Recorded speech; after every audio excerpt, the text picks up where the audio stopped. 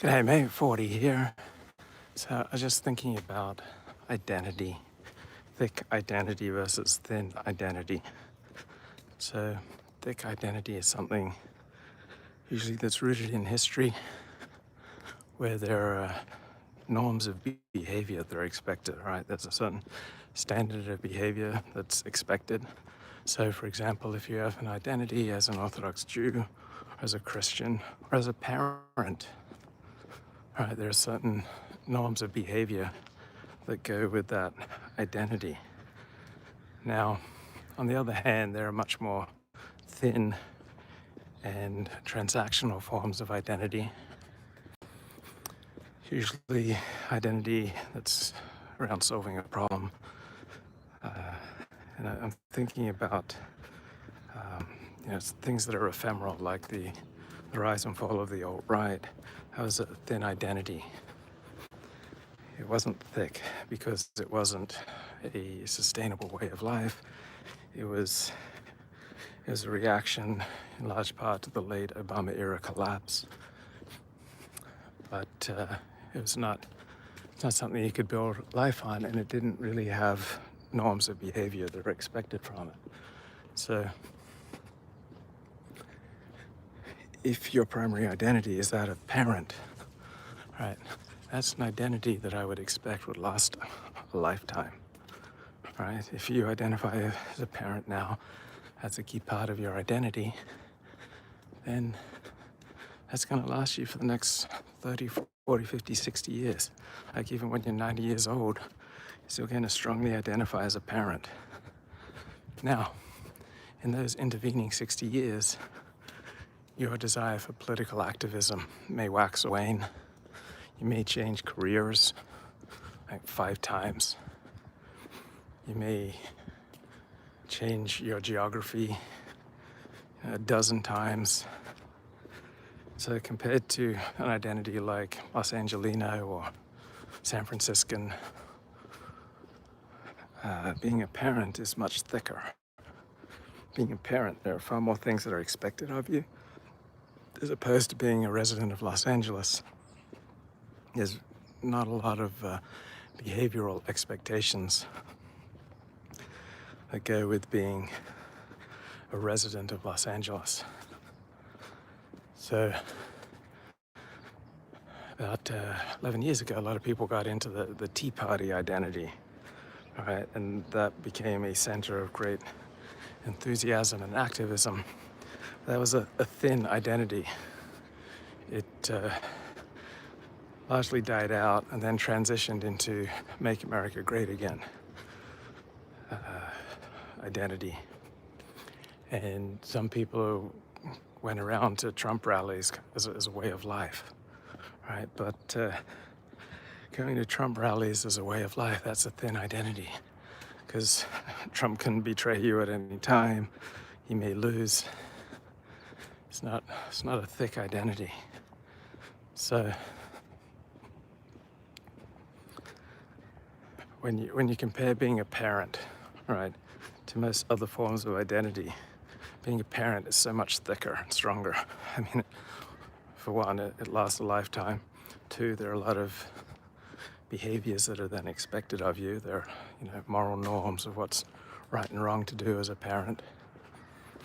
And it's likely going to outlast a lot of your political enthusiasms, your enthusiasm for your career, hobbies, your location, where you live.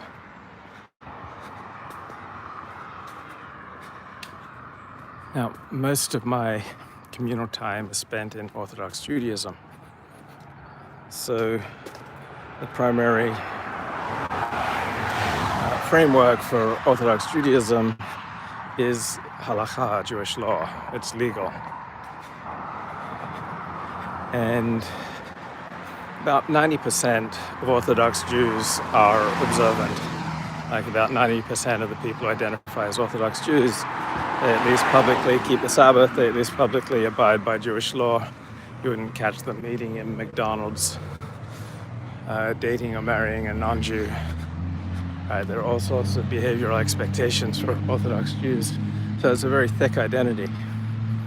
Now, most Orthodox Jews that I've encountered are not God intoxicated. They're not intoxicated by the idea of the Mashiach, the Messiah. There's no theology or belief, generally speaking, that animates most Orthodox Jews, aside from the idea that it's a good idea for Jews to live the traditional way of life. So that's a thick identity. Now, some Orthodox Jews get very excited by the doctrine of the Mashiach, of the Messiah. But in Jewish history, that's not usually worked out too well, right? Messianic fervor it's not tended to work out real well for the Jews. So I'm sure there's a small number of Jews as the price goes up for being Jewish. They're looking for the Messiah. They're looking for God to intervene in this world, make things right. But for most Orthodox Jews, their belief in God and their belief in the Messiah can essentially be summed up with the idea that God will eventually make things right, but there's no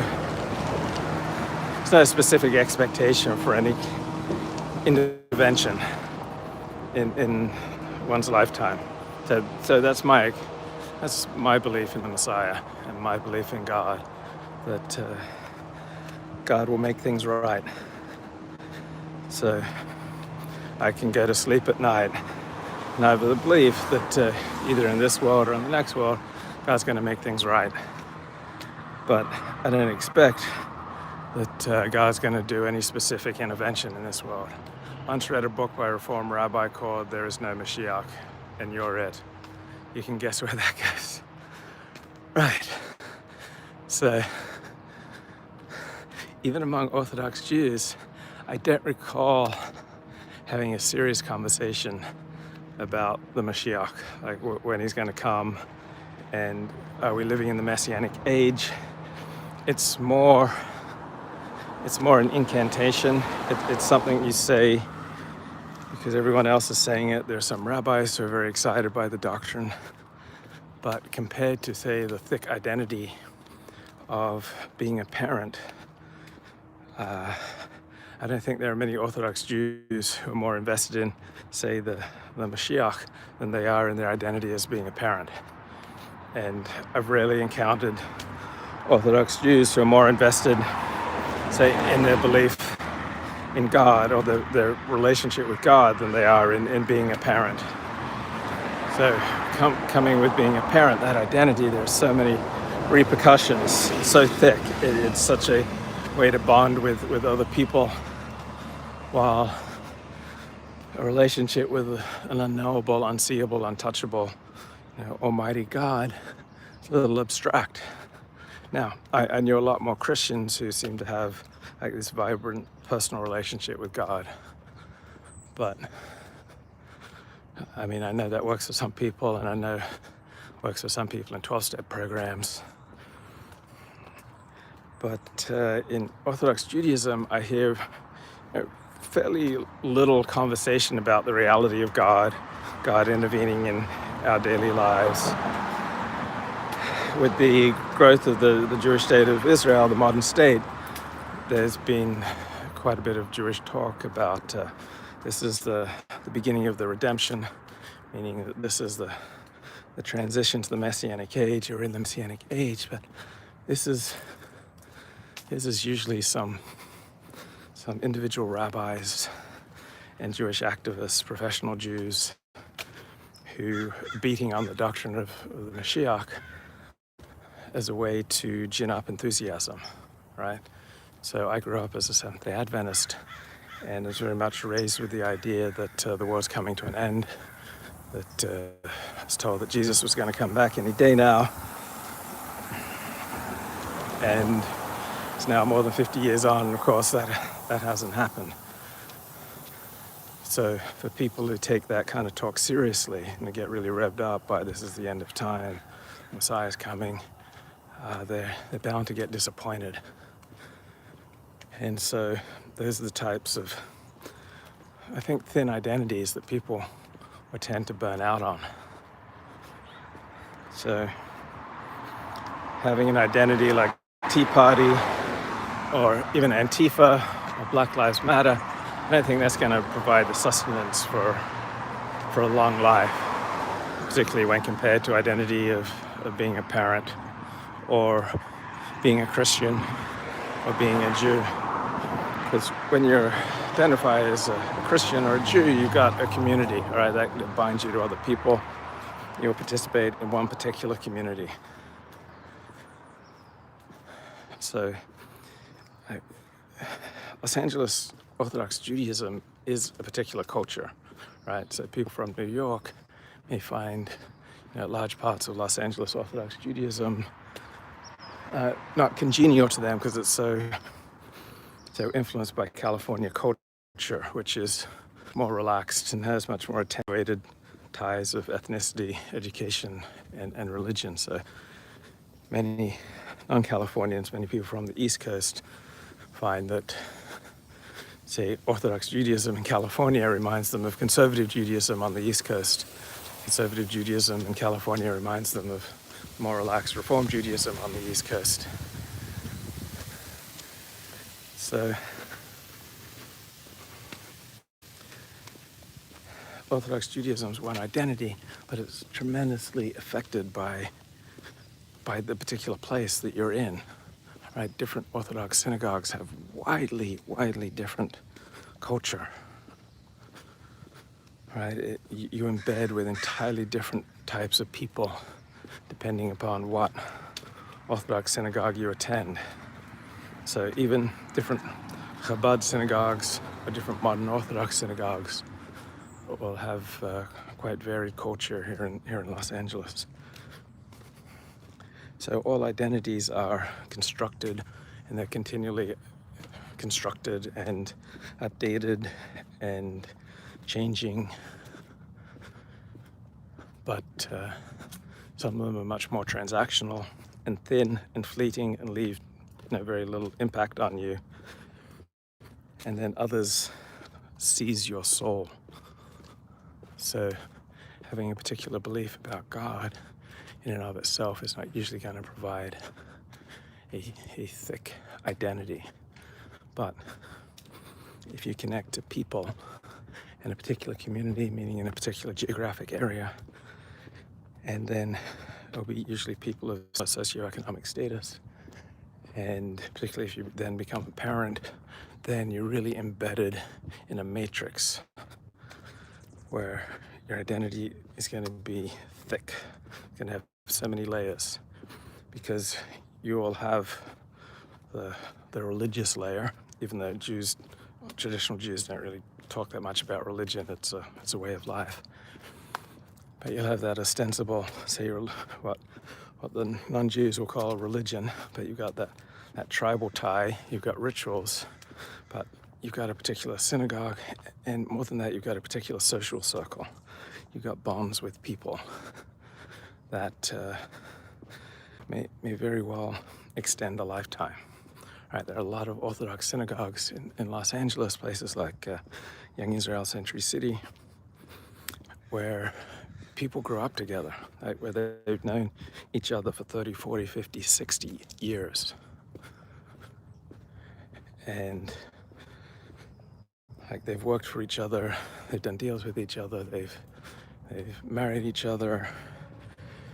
I mean, that is a thick identity where you are known, where your life is known, where they knew what you're like 40 years ago and 30 years ago and 20 years ago, and they've seen all your changes, and they know your kids, you know their kids, and you've each babysat and you've each hosted each other at each other's homes, and that's a thick identity. And that's an identity that lasts. So I noticed with many Orthodox Jews from Australia, they identify first as Australians who are Orthodox Jews who just so happen to reside in Australia. but they can pick up and leave from Sydney or Melbourne, move to Los Angeles or New York or Israel, and their primary identity as traditional Jews just goes with them. It's not particularly changed. Went into a young Israel shul, every man in the minyan was over 70. Wow. So, generally speaking, Haredi shuls tend to skew youngest, centrist Orthodox shuls, next youngest, then modern Orthodox shuls are probably skewed the oldest of any branch of Orthodox Judaism, but still even modern Orthodox shuls, generally speaking, will skew younger than Reform and conservative synagogues. So I spent a lot of time in Reform and conservative synagogues during my first 7 years in Judaism. So I appreciate the friends I made there. It sure beat being secular. Like it was a form of community, but it's not nearly as intense a form of community as when you're in an Orthodox shul where everybody lives within walking distance. It was in a hood that the mass of Jews had left behind. Yeah, so that's never been my experience in modern Orthodox synagogues, but on the other hand, I have been to modern Orthodox synagogues that don't work. And I guess I just tend to just block them from my mind. Like, I know in 12-step talk, we discuss, oh, this is a meeting that needs support. Well, a meeting or a shul that needs support usually means it's on life support and then it's dying. Because if you're organically meeting a need, then you're not gonna need support. It'd be like me saying, oh, this channel needs support. I need your support, bro, right? That just creeps you out and makes you less want to be a participant in this channel. So there are modern Orthodox synagogues that don't work very well, but there's still a very strong modern Orthodox life, but almost all modern Orthodox communities are becoming Haredi because the teachers in modern Orthodox day schools generally are Haredi when they're Jewish because they don't pay very well. So modern Orthodoxy is a very expensive way of life. And so very few modern Orthodox Jews want to become teachers. So because the Haredim are the dominant teachers in modern Orthodox day schools, therefore the kids get tugged towards a more traditional Judaism if they form attachments to their rebbes. And you get enveloped in a family. How important is the rabbi to the success of a shul? So, generally speaking, in my experience, a rabbi is much more of a reflection of a shul than the dominant force behind it. That's not usually true in a Chabad shul. Like usually, the rabbi is the most important factor in the success of a Chabad shul. There are two types of Orthodox shuls. There are rabbi-led Orthodox shuls, and there are board-led Orthodox shuls. So in some Orthodox shuls, the rabbi rules, and the board just supports him. And then, so that's most Orthodox shuls, like the rabbi leads, and then people either support the rabbi or they leave the shul. Then you have more bureaucratic Orthodox shuls, like say a Beth Jacob in Beverly Hills, where you have a board that rules the shul and they hire and fire the rabbis. So I remember hearing one rabbi say that, saying during his sermon that we had chosen him to be our spiritual leader. And I think, what the heck? I didn't choose you to be my spiritual leader. This is just where my friend goes. Is a rock star rabbi more important in a men's only Orthodox shul and an Orthodox shul, a rock star rabbi? Well, rabbis are the rock stars of Orthodox Judaism, and the connections that many people form with their rabbi can be quite intense.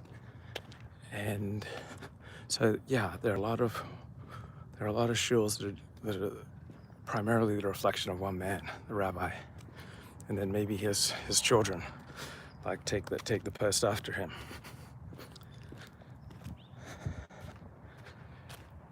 So probably the more traditional the shul, the more likely it is that it's rabbi-led and driven, and a reflection of the rabbi. Then the more modern the shul, the more likely it is that it's a board that's got the power. It's the board that hires and fires.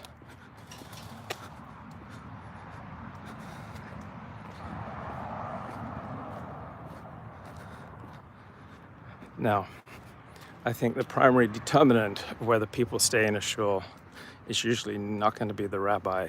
It's going to be the quality of their relationships within the shul. So, in a rabbi-led shul, what attracts on people? What motivates people to go to Reform synagogues? Well, the music. The music is often beautiful, and it's usually aesthetically more pleasing. The service is usually going to be more aesthetically pleasing. And traditionally, Reform Jews earn more money than conservative and Orthodox Jews.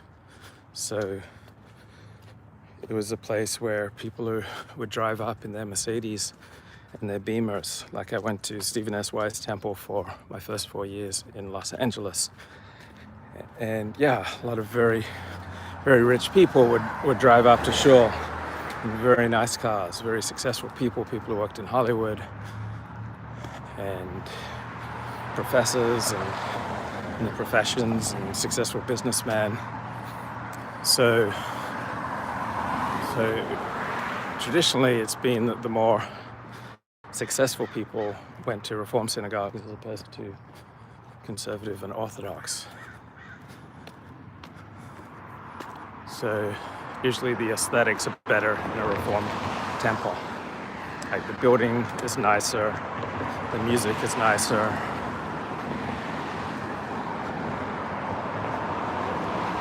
And it was just an ethos that seemed to fit in better with being an American, or with being a German, or with being English.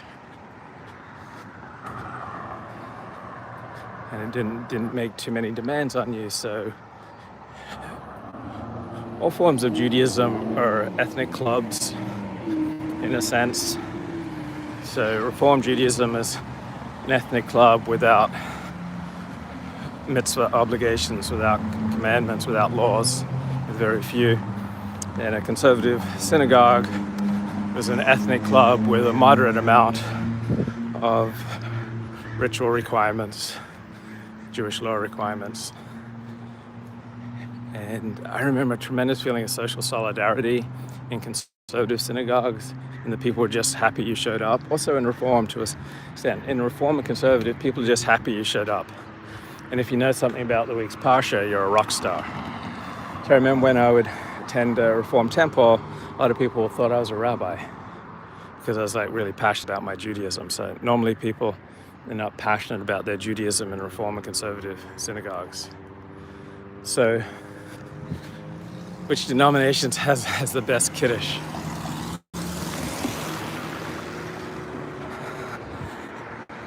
Not sure, but like the best music concerts, best music will definitely be Reform.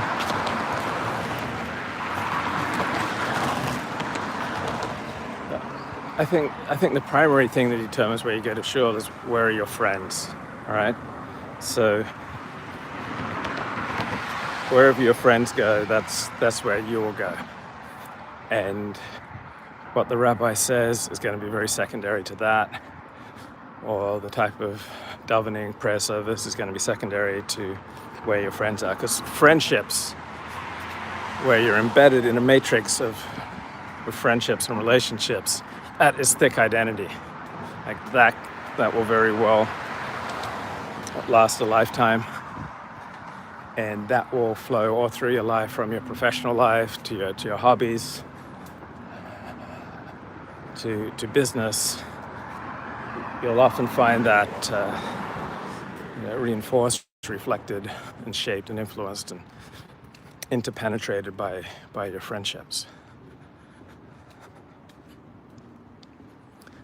So people who went crazy for a thin type of identity, I think, like MAGA or the Tea Party or the alt-right or Black Lives Matter or Antifa, it's not usually going to be the cause of a thin life, but will often be a reflection of a thin life. Because the Tea Party has come and gone, MAGA has come and perhaps gone, the alt-right has come and gone. Like Antifa is unlikely to be a community that people participate in for the rest of their lives. I can't imagine parents with kids are going to stay in Antifa or Black Lives Matter. So, not many people strongly identify as white, right? People identify as American, as Californian, as English, as Canadian, as Australian, as French, as German, as Norwegian, Swedish, Dane, right? Those are much thicker identities. So what society says is appropriate to flaunt as your identity or to embrace as your identity is also going to play a big role. So being religious in a secular society like Australia, England, France, is going to be more challenging. So in America, it's totally cool to be religious, generally speaking. So in a society where it's cool to be religious, you're going to be encouraged to have that kind of thick identity. Why are only 11% of Australians vaccinated? Okay, so that is only 11% of Australians are fully vaccinated. So about a third of Australians have had one dose, and Australians are about 3 months behind the United States. So number one, Australians were less hard hit by the virus than pretty much any other industrialized nation. So they did not feel the keen need for the virus. Two, the Australian government placed, I think, 2 major bets on a vaccine. So in America, the Trump administration spent billions and billions of dollars placing bets on all sorts of different vaccines. So not all of them worked out. But when one started working out, the American government had an abundant supply. So the Australian government bet in large part on a vaccine developed by the University of Queensland, which ended up giving people false HIV positive readings. So that didn't work out. Now, the other vaccine they bet on was AstraZeneca, because they bet on these 2 vaccines because they could produce them in Australia. And so they bet on AstraZeneca. That was their second bet. And then there were these, I think, in my understanding, overhyped dangers of AstraZeneca. So combining Australia's very low rate of COVID with Shavuot Aaron, I hope you are doing well. What equipment, Aaron, do you use for your stroll streams? I like the steady, like your steady stroll streams. How's the recovery from the stroke? So Australians had a low rate of COVID. They didn't feel the urgency that Americans felt. And then AstraZeneca got a ton of bad press. And so Australians were not exactly rushing to get the AstraZeneca shot. And that was all there was. So now in retrospect, the Australian government obviously didn't bet on enough vaccines. So they only bet on 2. One didn't work, University of Queensland project, and then the other one, AstraZeneca, got a ton of bad press. So now the Australian government is scrambling to get Pfizer, and also all the bad press that AstraZeneca got is discouraging people from getting the vaccine. And the low rates of COVID in Australia have meant that for most Australians, they just did not think of COVID as something particularly dangerous or threatening. Now, The downside of this is, like Australia and New Zealand are about the worst among industrialized nations getting vaccinated. And Australians and New Zealanders, they can't leave the country. And by and large, outsiders can't enter the country because most of the population is not vaccinated. Once you've got a majority of the population vaccinated, you can reduce the transmission rate. Yeah, how's the modafinil working out, Aaron? So the first day I felt somewhat dizzy on modafinil. And then second and third days, maybe some light dizziness. But soon thereafter is just like an unalloyed benefit. Love my modafinil. Oh, the Redmi Note 10 cell phone. Okay, so but I forgot the name. What's the name for the device that holds a cell phone steady? I guess a Redmi is the device that I'm using, a Hoham, to hold up my cell phone to keep it steady. So I am reading a great book right now by Michael Lewis called The Premonition, about people who are planning for a flu-like influenza pandemic, like way ahead of COVID, and the people who saw the dangers of COVID. You just use your hand, you're not using any device to keep it steady. Well, you do a really good job keeping it steady. You got a strong hand, Aaron, gotta say. I was skeptical of this Michael Lewis book. I thought it'd just be kind of PC nonsense, just holding up the conventional wisdom. And there may be indeed, some PC nonsense BS in it, but it's just a great read. It's a great, compelling read about a very important topic, an even more important topic than the blind side, on the importance of having a good left tackle. I think left tackle has become the highest paid position in the NFL after quarterback. The blind side left tackle protects the health of your quarterback. But The Premonition by Michael Lewis is just a great read. I'm only about a quarter way through the book, reading about Charity Dean. So she was the health officer in Santa Barbara County. And so health officers often have enormous power. They essentially have unlimited power to act. Yeah, this is a gimbal. That's what I got, a gimbal. So health officers have virtually unlimited power to stop pandemics or any threat to the public health. They can close businesses, they can close schools. So I had Andy Nowicki on about 10 days ago, who complained about the anti-constitutional nature of lockdowns. Well, it's there in our legal system that you lasted 2 days on modafinil and you still feel side effects 5 weeks later, 5 days later. That's weird. But I'm sure different people have different experiences. So I know other people who did not like the experience of modafinil, and they quit very quickly. So your mileage may vary. Different people have different experiences on it. So it's there in our constitutional system that public health officers and governments have enormous power in the face of an emergency pandemic, in the face of an emergency threat, or the perceived threat, to shut down schools, there's a taste of metal in my mouth. So I haven't experienced that, but your mileage may vary. So I just swallow the modafinil. I don't let it dissolve in my mouth.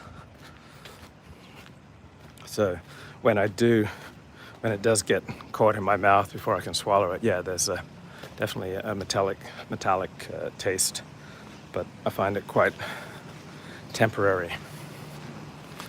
So I think I'm going to do a stream a little later, talking in a more precise way about thick versus thin identity and how that applies to the success and failures of various political movements